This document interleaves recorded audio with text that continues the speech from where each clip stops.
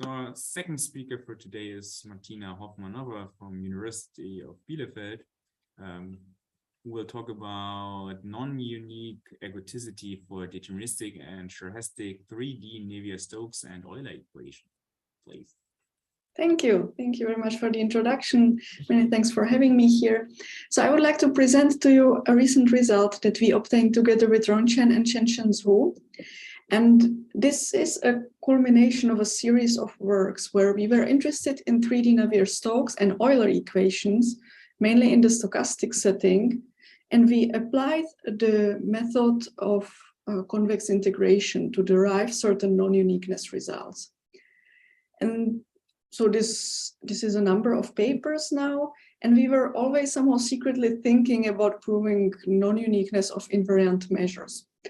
And for a long time, we didn't know how to do that, and somehow it just didn't work until the correct idea came, and so now it works.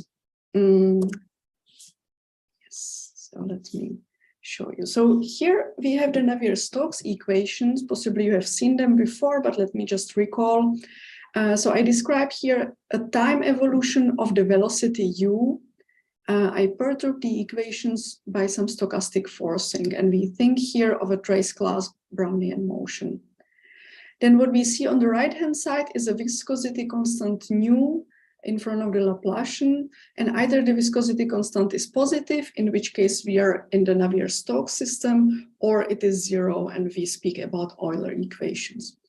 Then we have the second component of the solution, namely the pressure, and we see the quadratic term on the left-hand side, and this is the troublemaker in the Navier-Stokes equations, because it's quadratic, and this is what makes the equations difficult and also interesting.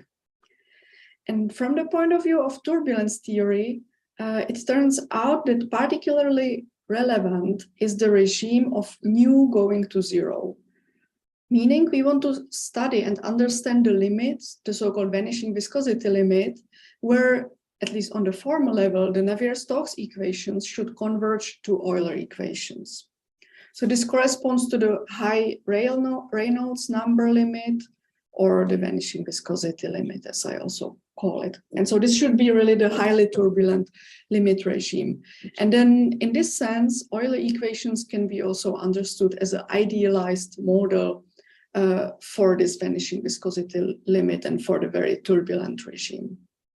Okay, but it turns out from experiments that exact trajectories of solutions are not suitable for predictions, because everything is very sensitive to the setup, to the data, to the initial conditions, etc. Yeah, so if you run an experiment, you wouldn't, even if you try to keep everything the same, you wouldn't end up with the same result. Yeah, so even slight perturbations of the data lead to they get somehow amplified through the nonlinearity, and you get a very different result. So this is why we say that exact trajectories are not suitable for predictions.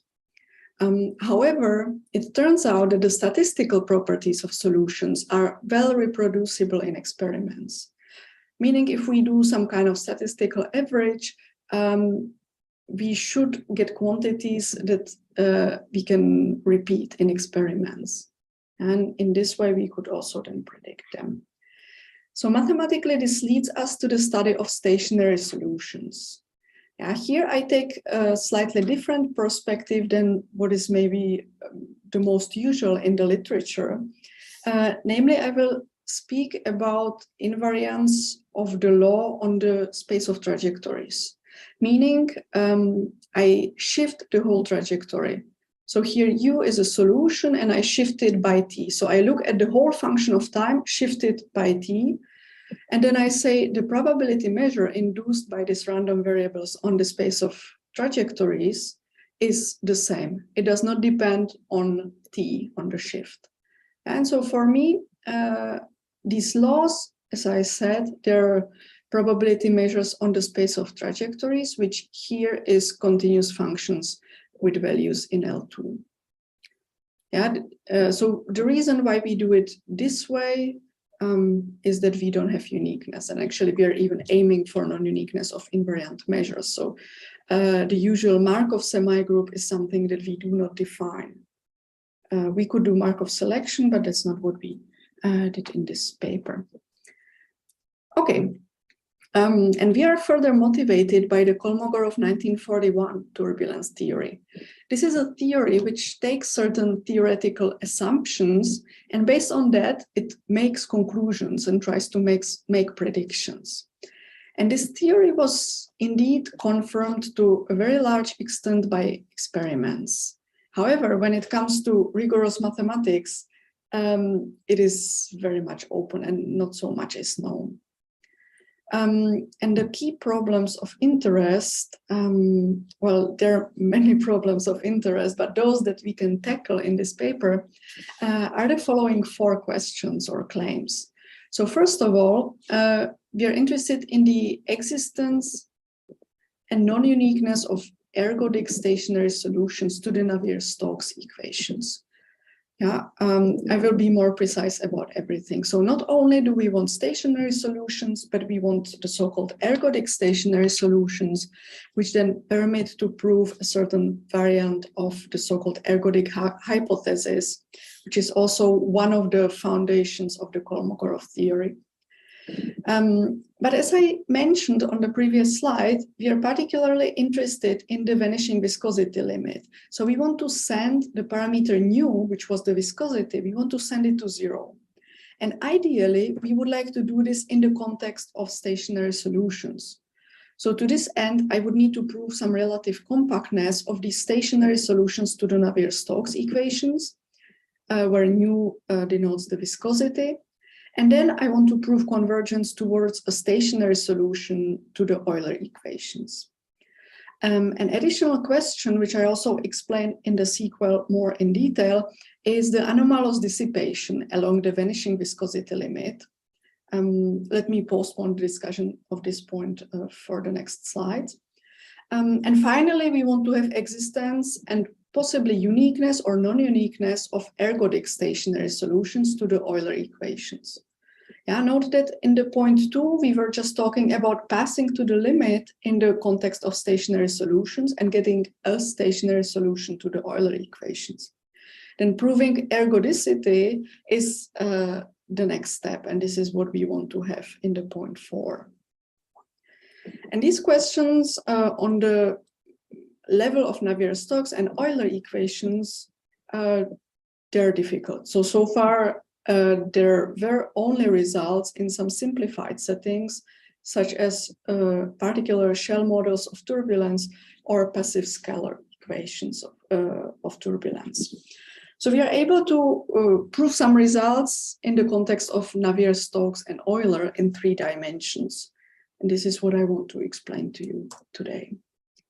I have already mentioned the ergodic hypothesis, and this is one of the basic assumptions. Roughly speaking, it tells us that time averages along trajectories converge to ensemble averages with respect to a probability measure. So mathematically, I could write it like this. I take F would be some observable. So like what one would like to have there is maybe L2 norm square of the solution of the velocity, because this would be the kinetic energy. Yeah, and then I take the time average. So I integrate over time and I divide by capital T and I look at the limit. Yeah, and this ergodic hypothesis postulates that the limit, first of all, that the limit exists, and the limit is given by ensemble average with respect to some measure mu. Now, if this was true and if some further assumptions were satisfied, then this measure would be invariant for the flow. Meaning, if I start with the initial condition having this low mu, then the solution would remain stationary, meaning it would have the same low mu at each time t.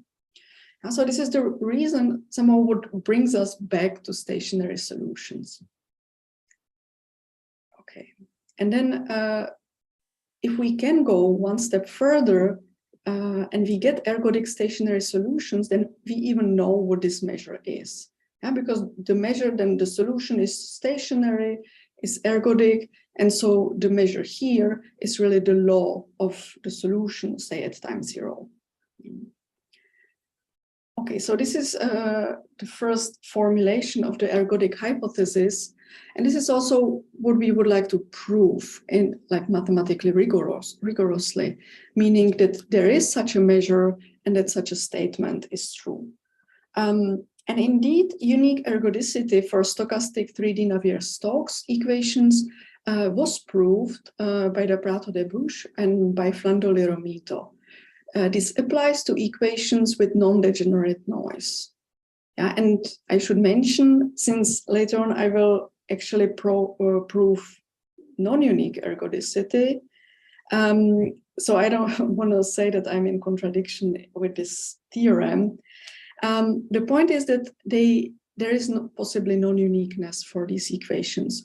So there is not one canonical Markov process, but they select one Markov process, and for that Markov selection, they can prove unique ergodicity.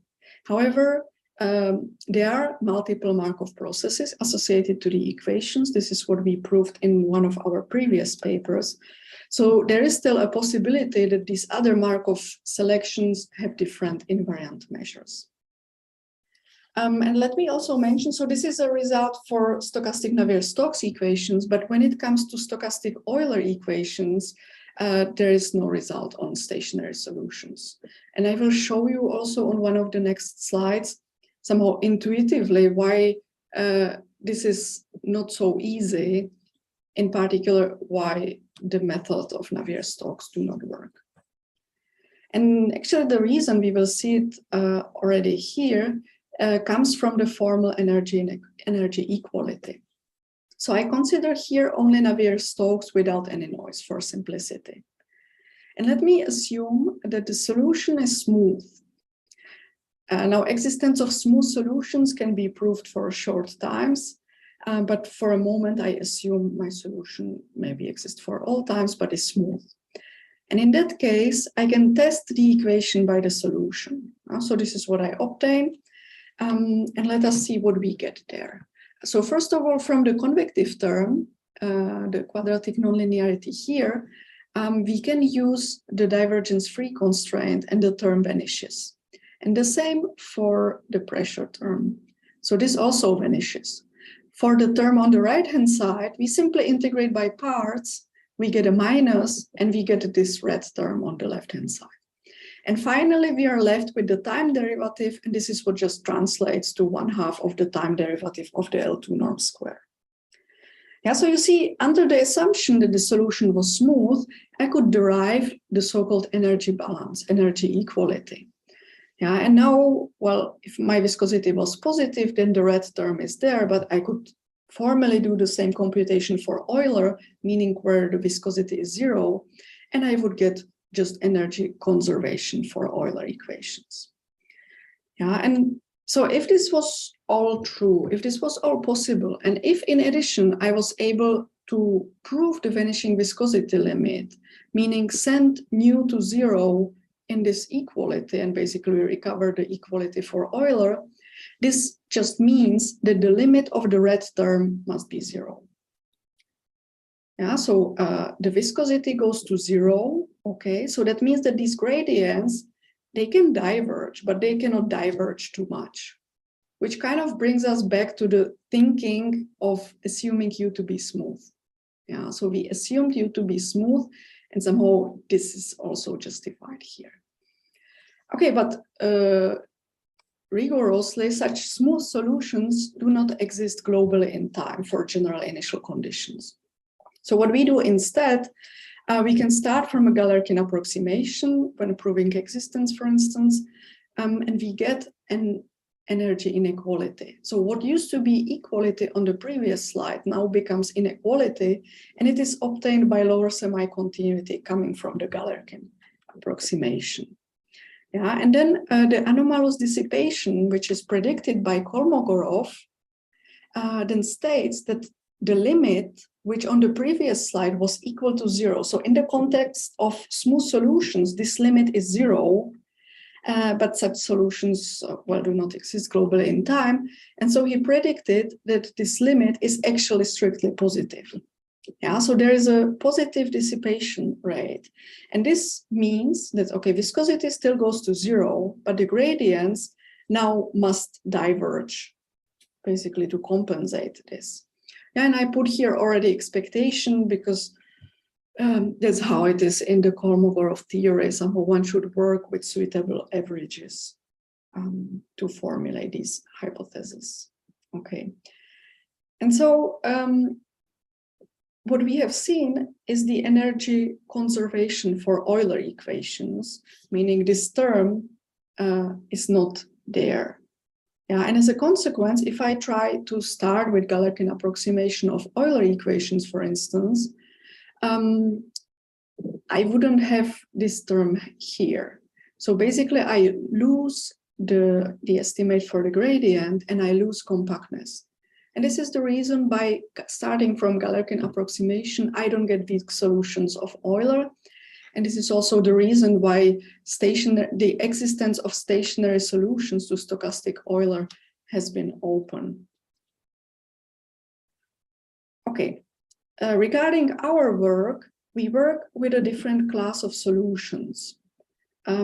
This class is different. It is not necessarily larger. In particular, our solutions are continuous with values in h theta for some theta positive but small, and they are c theta with values in L2. So to compare with solutions that satisfy energy inequality, which we call Larrey solutions, they require always gradient in L2. And you see, this is here not true.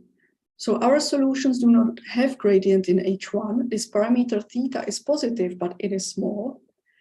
And so the energy inequality is not satisfied. So basically from the perspective of energy inequality, our solutions are worse, but somehow they have partly better function spaces when it comes to the dependence on time. And we use a new version of a convex integration method, which somehow incorporates stochasticity. So we call it a stochastic convex integration method. And we will see how it differs from our previous results, which also used convex integration. So I would like to describe to you what convex integration is, at least the main ideas. We follow an approach which was done by Buckmaster Vicol for deterministic Navier-Stokes equations. Convex integration is then an iterative procedure which gives an explicit construction of solutions scale by scale. To be more precise, I've split my solution into Z plus V basically to decompose, and I include the stochastic part in the linear equation, and then I have the nonlinear one, but deterministic. So this is like the famous Deprato-Debush trick. Yeah, and we also start with that here. Now we put this -1 here for the purposes of long time behavior to have better estimates. Okay, and then our idea is to run an iterative procedure on the equation of V. And I index the iteration by Q, and the equation reads as follows. So on each level Q, basically I just add the index Q here, but on the right-hand side, I don't have 0. I have some error. The point is that on the approximate level, so when Q is finite, I don't solve the Navier-Stokes system yet. Yeah, so there is some error, basically an error to solving the Navier-Stokes system. And okay, we also put here some truncation of the process Z, but this is just for technical reason, basically to allow for trace class noise. If you assume more on the noise, then you can drop this and you just put here Z and also here. Okay, and so now the question is, well, if I already know what VQ RQ is, how do I find VQ plus 1 and RQ plus 1 so that VQ has a limit? And I want to say that the limit solves the equation for V here.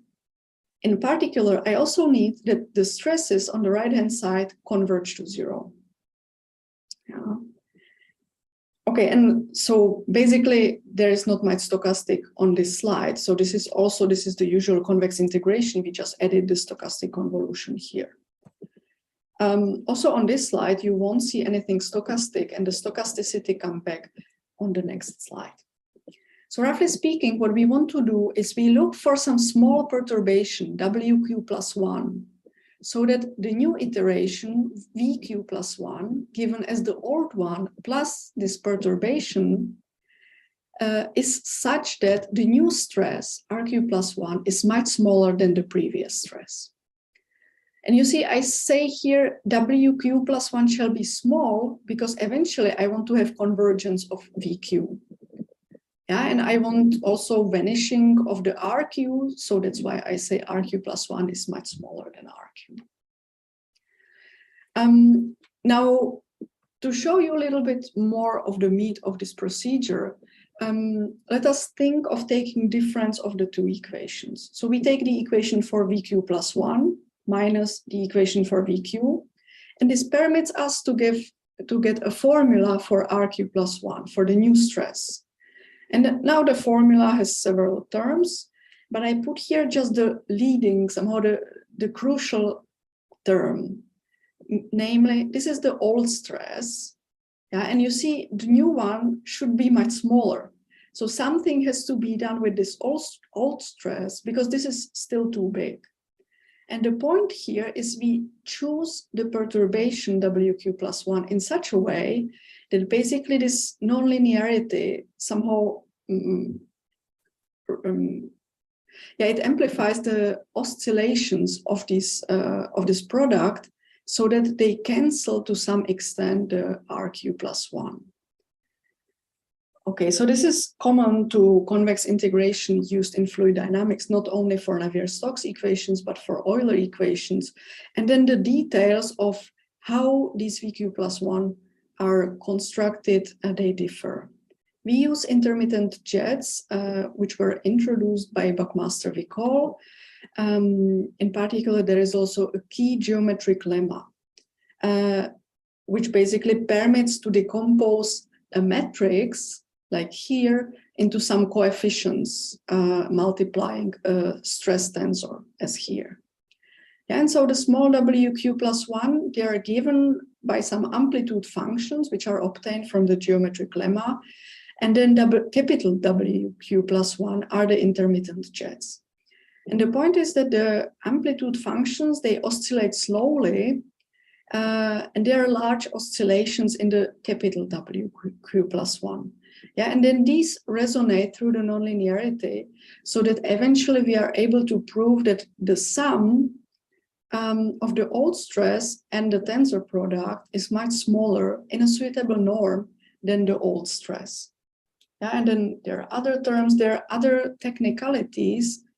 I mean, there are technicalities, but they're essential to be even able to prove Navier-Stokes. So there is additional modification step which needs to be included, compressibility and time correctors, so that the formula for RQ plus 1 is really a big formula, and there are different kind of errors. And for each of these errors, we need to prove smallness in a suitable norm. Okay, so here is really nothing stochastic on this slide. The question is, what norms do we choose? Yeah, somehow it is clear what they choose in the deterministic setting, and we would like to somehow treat the stochastic equations. So we need different norms. Previously, in our previous works, we always worked up to a stopping time. So we introduced a stopping time which controls the size of the noise, and then essentially we were able to apply the deterministic method pathwise up to this stopping time. But this is not good for stationary solutions, because if you think about it, you would kind of construct a solution up to a stopping time, but then you don't know how to construct stationary solutions, just wouldn't follow. And of course, what we tried was somehow one would say, well, just take expectation in your estimates.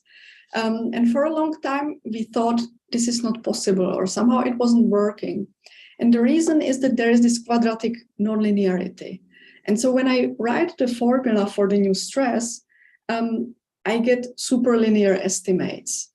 So in other words, whatever moment, somehow in expectation I start with, I need to estimate also other moments as well. And it seems like I cannot close the argument. But luckily, it turns out it is possible to close the argument. So let me explain to you how. First, I want to say what norms do we actually consider for long-time behavior. They're of this form. So we take a local supremum inside expectation. We have some moment here, and then global supremum outside the expectation. In other words, the moment bound here does not depend on the position in time where we are. Okay, so this is now for the C with values in h theta, and we do the same for the time regular space. So here we are Helder regular in time on tt plus 1 with values in L2, and then again we take supremum over t outside the expectation. So what we get are basically uniform moment estimates locally in these spaces. Yeah, and then this already forces the bounds or the norms that we consider for the stresses. So there is a number of iterative assumptions which you need to verify on each step. And I just took a sample here to explain to you a little bit. The idea is that we fix R here. It is bigger than 1. And this is the moment, or 2R is the moment we want to control. Yeah. But as I mentioned, the estimates are superlinear. So we need to estimate also all higher moments. So for all m natural numbers, I also need to estimate this moment for the stress. And while I can show that the rth moment vanishes, so there is some constant, and delta q plus 1 is some number which goes to 0 as q goes to infinity. And I mean, it's not an arbitrary number. It has to be chosen in a way that everything works. So this is the vanishing of my stress, which I wanted to prove. But I need to control also all the other moments. And indeed, they blow up.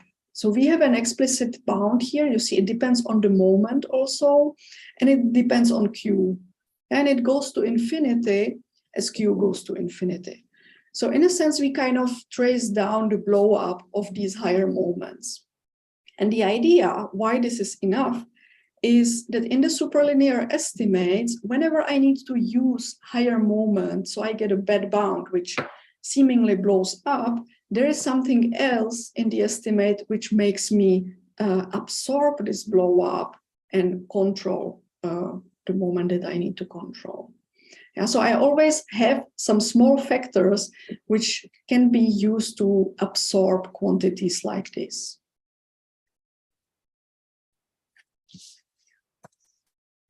Okay, and so this is the first part of our result. This is the part which is based on convex integration.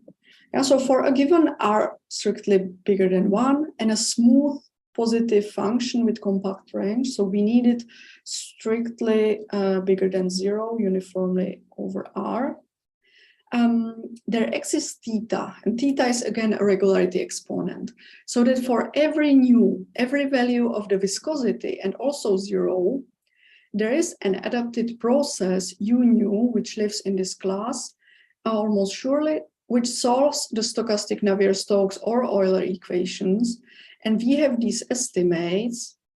So these are the norms that we have already seen on the previous slide. Again, local supremum inside expectation, global supremum outside. Moreover, there is also supremum over the viscosity. So these bounds are really uniform in the viscosity. And from the formulation, you also see that the regularity exponent is uniform in the viscosity. Yeah, and moreover, these solutions are constructed with this prescribed kinetic energy. So it's really a prescribed function, just function of time. And we force our solutions to the stochastic equation to have this kinetic energy. Another remarkable point in this result is that the solutions are adapted. So there is no compactness argument. We directly get convergence, and they are adapted to the given Brownian motion. Yeah, so they are probabilistically strong, and they are analytically weak because, well, they have low regularity. And these bounds, since they already permit to get compactness in L2, and in particular to pass to the limit in the quadratic nonlinearity, they're sufficient to apply Krylov-Bogolyubov, which would give us existence of stationary solutions. They're also sufficient to apply Krein-Milman so that we get existence of ergodic stationary solutions. And moreover, we get non-uniqueness of the above by choosing different energies. And so for stationary solutions, I should choose the energy to be constant, but choosing different capital K would give me different solutions, in particular different stationary solutions and different ergodic stationary solutions. So really the core is in this convex integration result, which permits to get even regularity uniformly in the viscosity and globally in time in a suitable sense. I still want to mention one more point, yes, for the Krylov-Bogolyubov argument. Because usually how this goes, I mean, usually people work with systems where there is uniqueness. And then you have a Markov semi-group, you prove the Feller property, etc. And you can apply Krylov-Bogolyubov if you have global, good global in-time estimates. But now the problem is that we already don't have uniqueness. So already the definition of a Markov semi-group, well, is a difficult question. Yeah, it doesn't follow immediately. It can be done maybe by some selection, etc. But that's the reason why we look at stationary solutions a little bit differently. Namely, we look at shifts on trajectories. As we have already seen on the first slide, I take the full trajectory as a function of time and I shift it in t. And I do the same with the Brownian motion, but so that it remains a Brownian motion, I need to subtract b at time t. So this defines me shifts on trajectories. So this is a semi-group. It's a group actually. So I consider solutions on the full R, and this gives me a group. The space of trajectories is CL2 times CL2, and this is what replaces the Markov semi-group. Yeah, so instead of Markov semi-group, I work with the shift semi-group. And the advantage is that this is immediately continuous. Yeah, so continuity on the space of trajectories comes for free.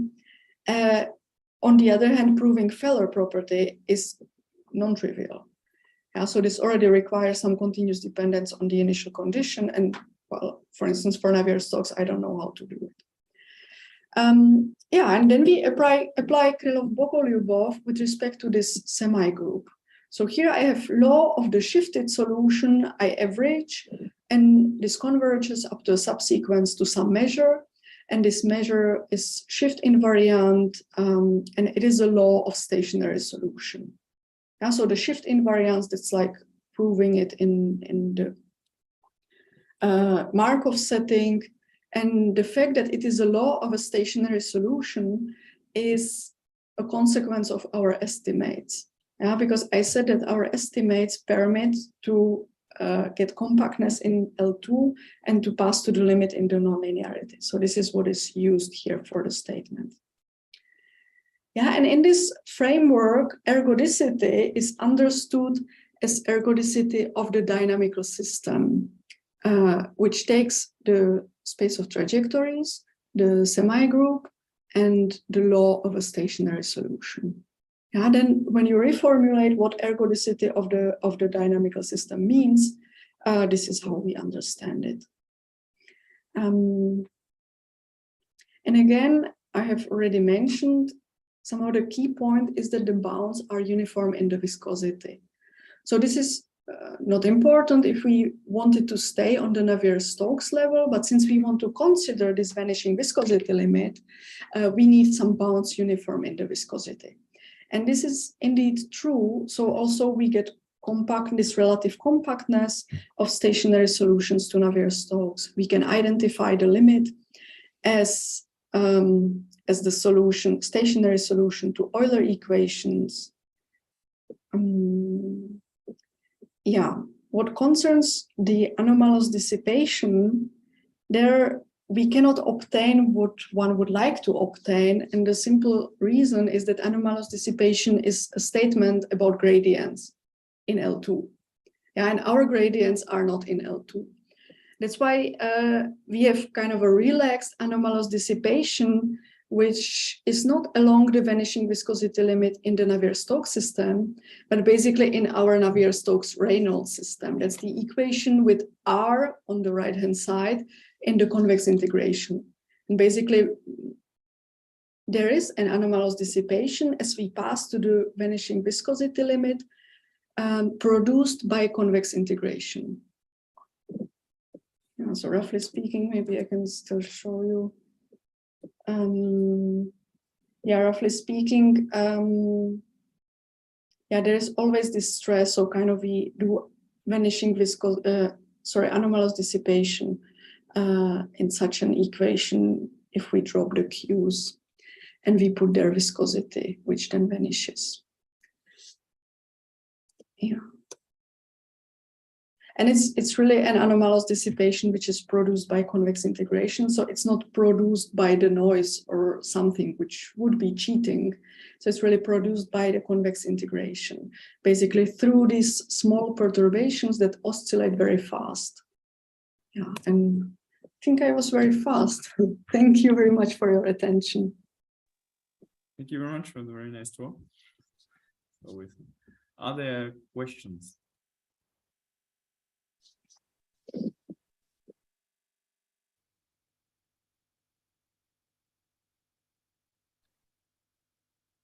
I had a potentially naive question.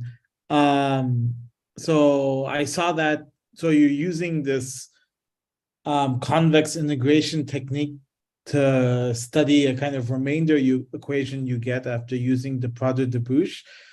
You know, are there kind of cases where if you're kind of treating kind of rougher noise or something that, you know, you would be in a situation where you'd be using this method on a kind of remainder equation for a pair of controlled ansatz or something that would be more complicated? Is that kind of, I mean, is that an interesting sort of equation to look at, or does that sort of situation make sense? Yes, yes, absolutely. And actually we did it in one of the previous papers where we looked at 3D Navier-Stokes with space-time white noise. And for this problem, until this time of the paper, there was only local in time well-posedness. And basically, we kind of do para-controlled convex integration. So we decompose further and further. And on the very lowest level, we apply the convex integration method. And we use para-controlled calculus for that. And so the result is then global, probabilistically strong, and non-unique solutions. Thanks. Further question? Yeah, please. Maybe just one bit, a quite naive one. In terms of the number of solutions, you mentioned at the start comparison to earlier versions, to weak solutions. Is there anything more specific to be told in terms of their multiplicity, or maybe even limiting their number? Yeah, so here there are some results. I mean, here we have them parameterized by the capital K. So we have somehow many. I think we could add even more kind of dimensions, because at least we can also treat deterministic Navier-Stokes and Euler equations. And there what we could do, we could kind of prescribe statistics in a sense. Somehow we prescribe a stationary process, we call it capital Z, and it's given. Should satisfy some assumptions. and we construct stationary solutions to the deterministic Euler or Navier-Stokes so that they are close to this process in a suitable sense. So this is like a next level, what tells you how arbitrary these solutions are. So really, I could construct solutions that are close in a suitable sense to a given stationary process. Thank you. Thanks.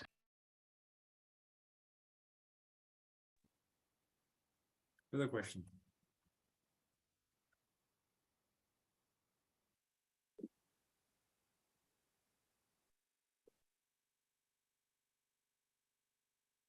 Right, I think this is not the case, then let's thank Martina again. That's somehow sad over Zoom. Thank you again, Martina, for the nice Thank talk. you. Well, so there, just as an announcement, so in 2 weeks, there's again the One World Probability Seminar, and you're all very welcome to join that. Yeah. Thanks, bye. Bye.